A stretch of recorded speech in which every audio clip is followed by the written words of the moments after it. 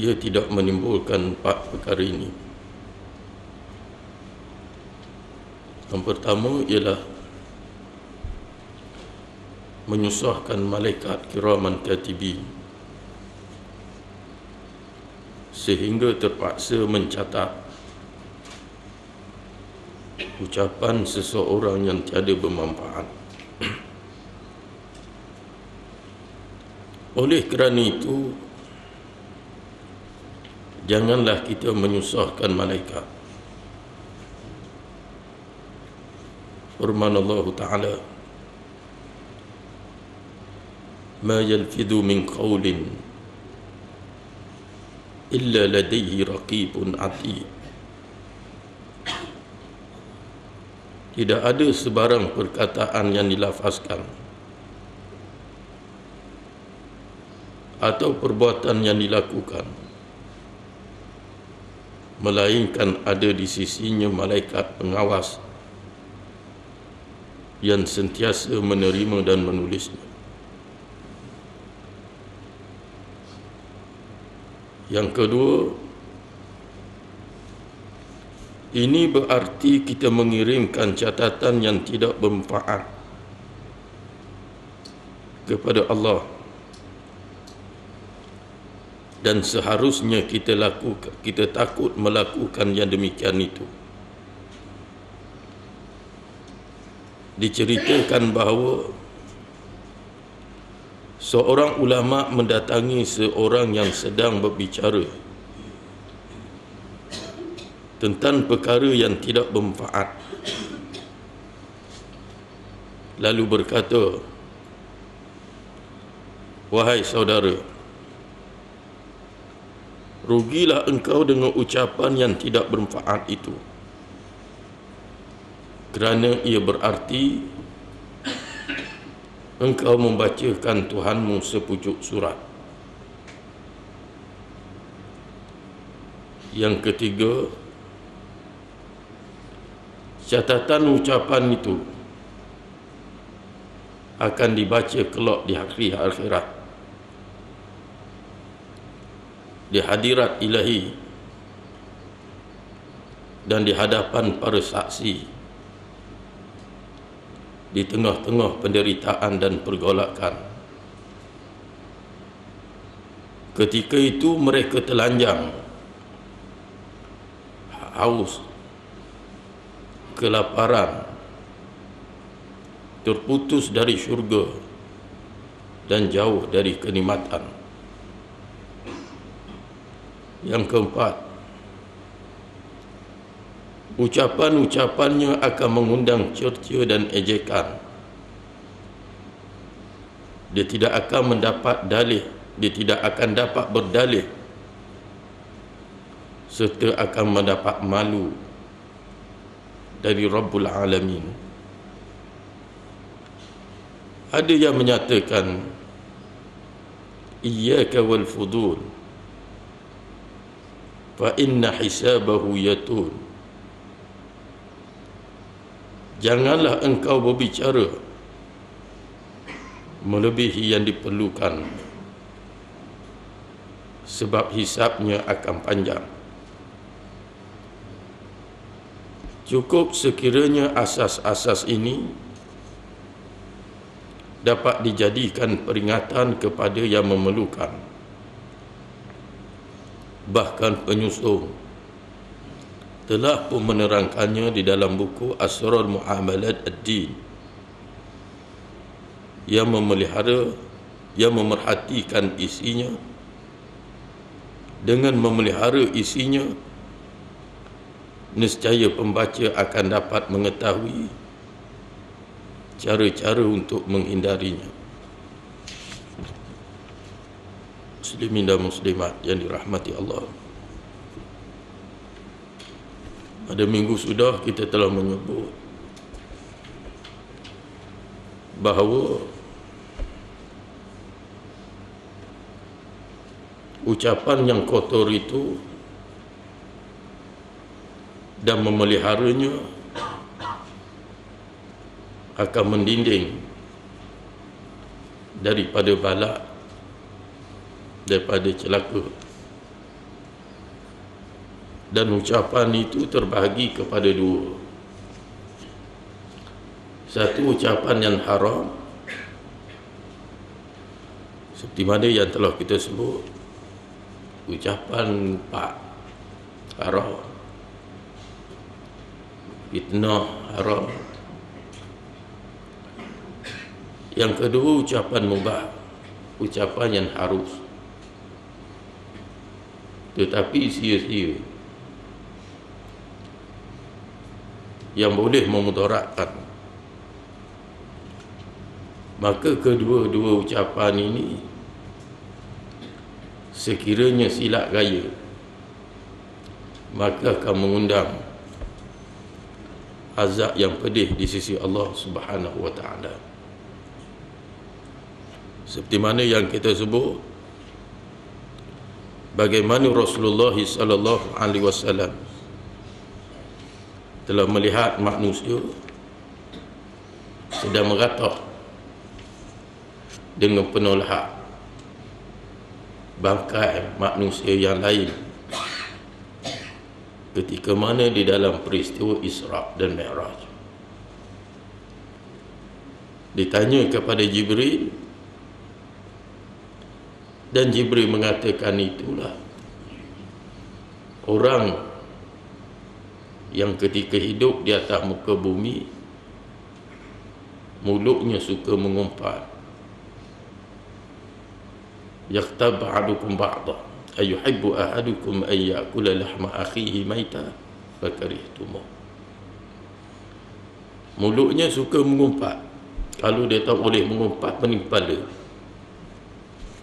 Dia kena mengumpat juga. Siapa perekat lagu tu?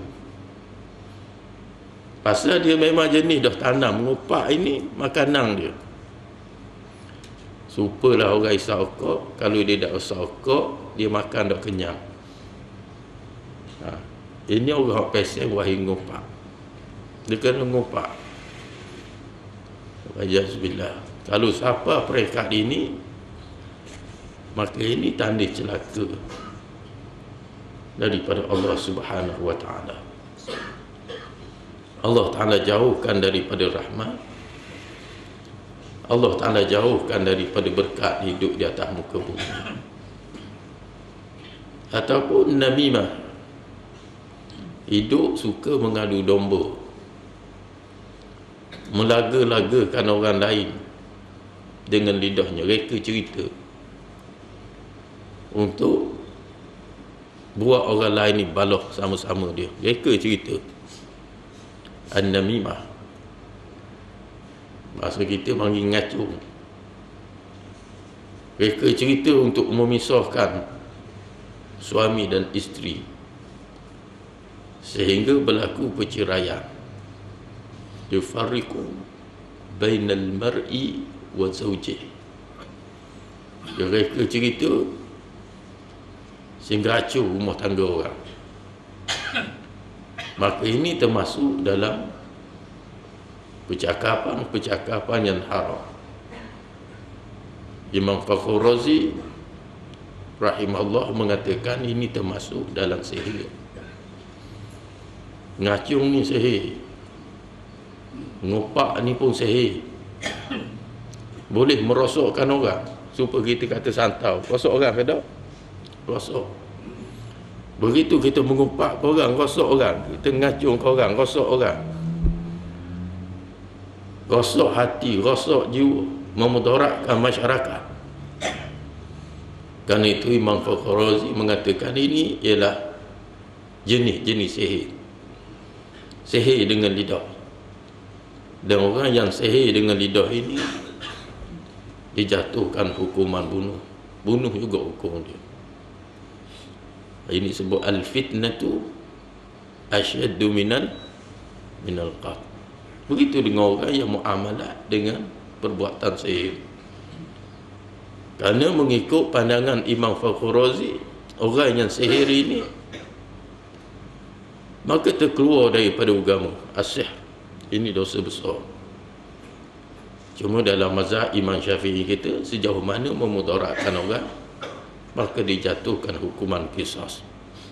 di atas kemudaratan itu.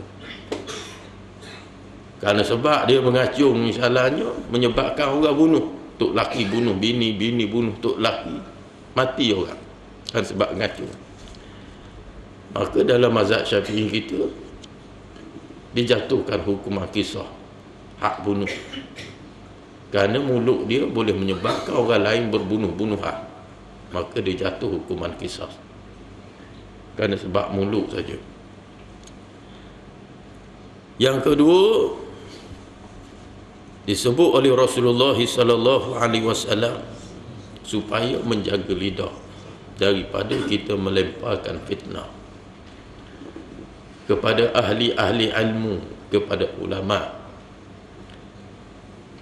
kepada ahli Quran, ulama-ulama yang mendampingi Al-Quranul Karim. Kerana orang yang mengumpat, yang mengacung, yang memfitnah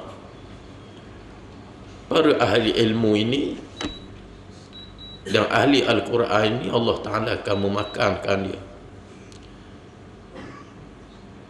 dengan anjing-anjing yang ada dalam neraka. Dalam neraka pun ada anjing. Boleh hidup ke tak? Boleh hidup tak anjing dalam neraka ni? Dia panas nak hidup lagu mana anjing? Dah ada dah anjing dalam neraka ni? Ada ke dah anjing dalam neraka ni?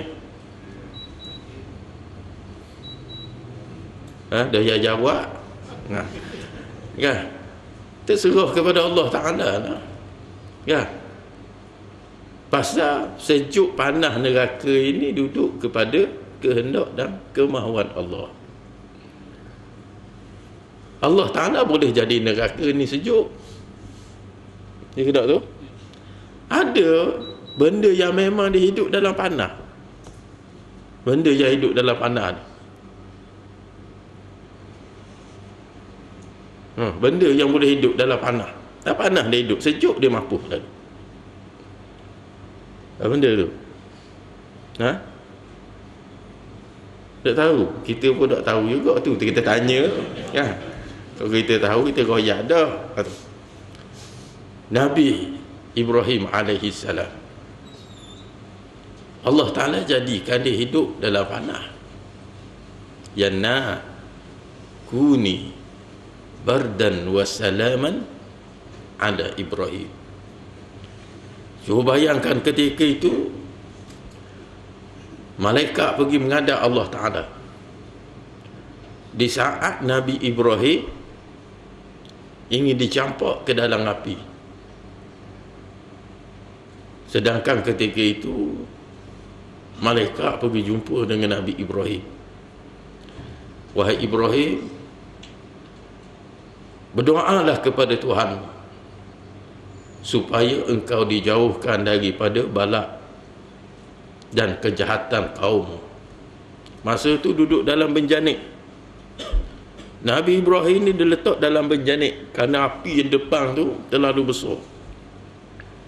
Letak dalam benjanik, lalu dicampak, nak campak dalam api. Nabi Ibrahim kata, Tuhanku lebih mengetahui apa yang harus dilakukan ke atasku. Tuhan lebih tahu lagi, aku tak mau minta. Malaikat pula susah hati ni. Masya Allah. Ni orang yang beriman dengan Tuhan ni, dengan Allah Ta'ala,